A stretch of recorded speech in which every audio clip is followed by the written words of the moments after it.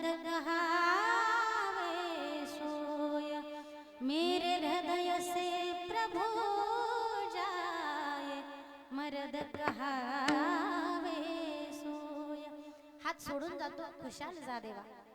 मी दुर्बळ आहे, मला दिसत नाही, खुशाल जातो, जा देवा. पण तुला हृदयात साठवून ठेवलंय, माझ्या हृदयातून जाऊन लाग. मेरे हृदय से प्रभु जाए, मर्द कहावे सोय. त्याला आपलंस करा, मग तो परमात्मा अविनाश करी आपुलिया ऐसे, लावी मना पिसे गोविंदाचे. म्हणून अशा भूमीत जन्माला आलो की भगवंताचं भजन करण्याचा अहोभाग्य लाभला, मनुष्य देह लाभला.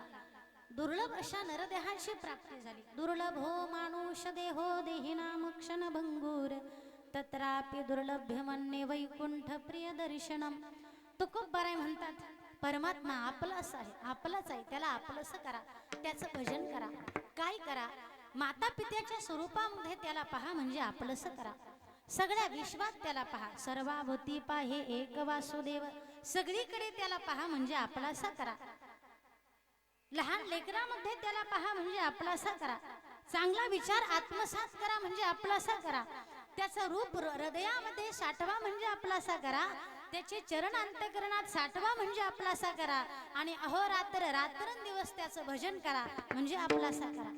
तुकोबाराय अहोरात्र भजन करायचे, तरी वाणीला सांगावं तुकोबारायांनी, घेई घेई माझे वाचे, घेई घेई माझे वाचे, गोड नाम विठोबाचे, गोड नाम विठोबाचे.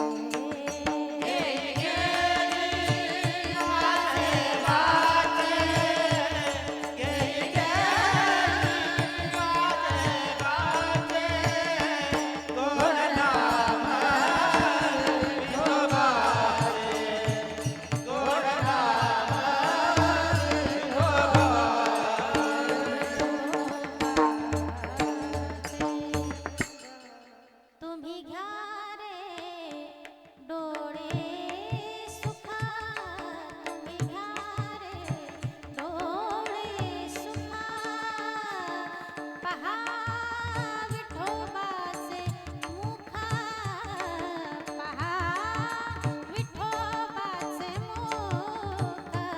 घेई घेई माझे वाचे, गोड नाम विठोबाचे, गोड नाम विठोबाचे, विठोबाचे.